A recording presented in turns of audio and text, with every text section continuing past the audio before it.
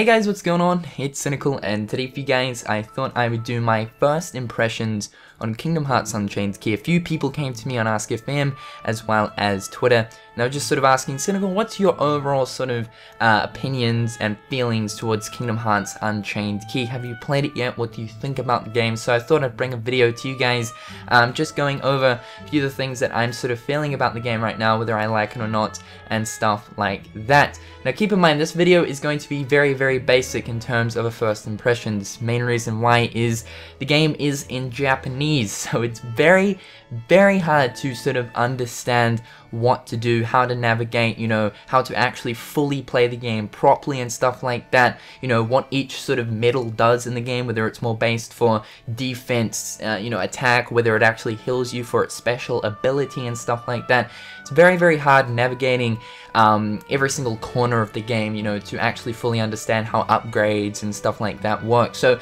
for those real in-depth things to do with the game, which is a majority of the game, I'm not going to be going over, because honestly I've got no idea how you function really any of those, because it's just so hard to understand as everything is in Japanese.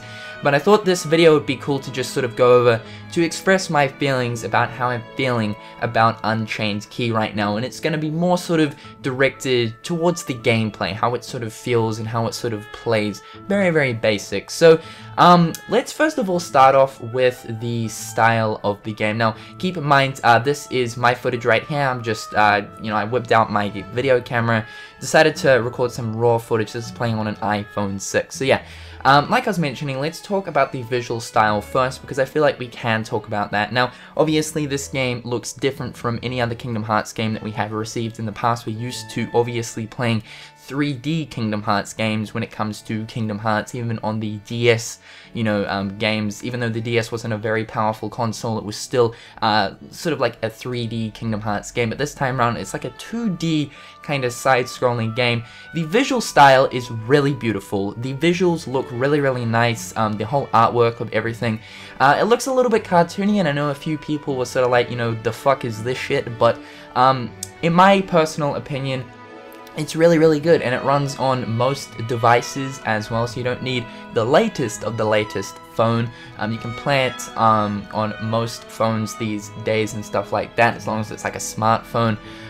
So that's really good. It works really smoothly. If you have good specs on your phone and stuff like that, it runs really nice. But yeah, it's really cool to actually see some of the familiar worlds as well in this sort of style. You know, recently I've been going through Dwarf Woodlands and actually exploring these areas that we actually haven't explored in these worlds before is quite cool. And one thing I do like is the game actually uses some of the original music from the worlds that we're familiar with, which is really nice as well. It just lets you know that, you know, you are in a Kingdom Hearts universe, which is super cool. So let's talk about gameplay. The game is super fun to play. I'm really liking playing this game. It's a lot of fun.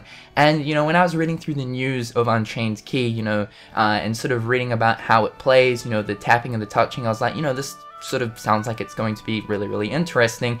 And I did want to get a hands-on experience. Now that I've finally done that, you know, it's true what they were sort of describing in the news and how the game plays. It's really easy to pick up on with the tapping, the swiping, and stuff like that. It's really fun. Combat basically consists of, you know, you walk around the level by either sort of holding down your finger and you know, moving it in the direction you want to move, or just sort of tapping, and then you come across an enemy and you'll engage in combat. You can use your finger to just like tap the enemy, and that'll use one of your medals in the medal slots.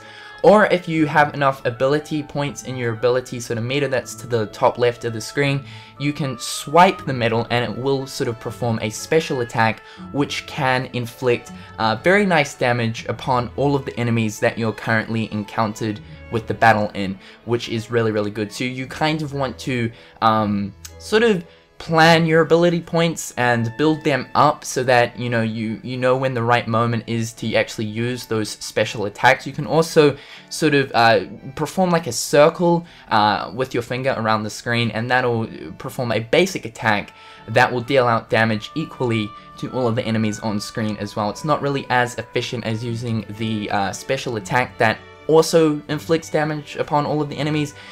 but it's still pretty useful to use.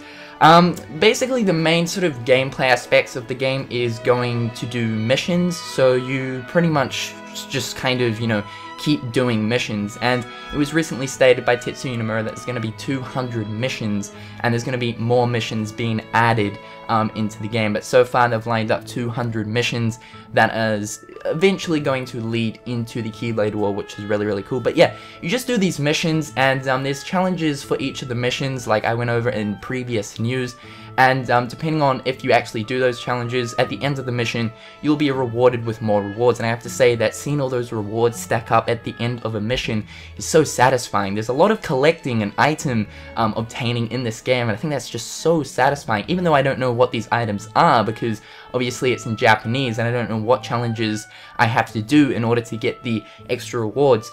It's really satisfying doing these challenges and getting all those cool items at the end of the mission, because if you actually do these challenges, you unlock lots of cool stuff, especially medals, which you are going to want to collect, because these medals are going to be the things that you can perform special abilities and moves and stuff with as well. You also select a partner medal at the start of a mission, and those are really helpful as well. I've been using the Cloud, Sora, and Riku one, and so far they're working beautifully for me. Also, there's a lot to do with like your outfits and stuff. You can change around different outfits. I believe you can get like Sora's outfit, Riku's outfit, and stuff like that. You have to sort of tinker with that, and it's really hard to do so because it's in Japanese. And on top of that, there's stuff like, you know, adding things to your Keyblade, switching your medals around and stuff. But like I mentioned, I'm not going to get into that aspect of the game just because of the fact that it's in Japanese. But anyway, that's my overall sort of overview of Kingdom Hearts Unchained Key. It's a really fun game. The only complaint I have for the game is the fact that as of right now, the servers are sort of unstable, because literally there are so many people trying to access Unchained Key, and that is a good thing, but then it's also a bad thing. It's good because of the fact that it's clear to see that a lot of people are playing this game, and that gets me really excited because, you know, once, you know, Square Enix stabilizes these servers, it's clear to see that this is actually going to be quite a big game, especially for a phone game.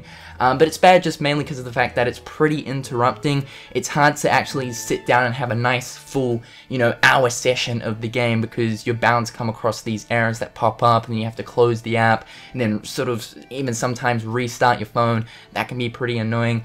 But honestly, the game is really fun. I have to say that even though it's in Japanese, I'm having a blast with the game. The gameplay is super fun, fast-paced, straight to the point, really satisfying, and stuff like that. And yeah, it's the best phone game I've actually ever played, and I don't play phone games, so yeah, I'm really interested and quite invested in Unchained Key, and it gets me super excited, you know, to actually play the English version. I sort of take the Japanese version in kind of a taste test. It's sort of, to me personally, it feels like a taste test, like this is really the demo for it. But when the English version comes out, it's really gonna feel like the full version of the game, and I'm so looking forward to when Square Enix actually releases the English version, so I know what I'm actually doing. Anyway guys, that's just my first impressions for Kingdom Hearts Unchained Key. I'm having a blast with the game, and it's looking super fun. Can't wait to play the English version. Tell me guys, what's your thoughts on the game so far? If you've already played it, let me know in the comment section below, and until next time guys, I'll catch you later. Peace.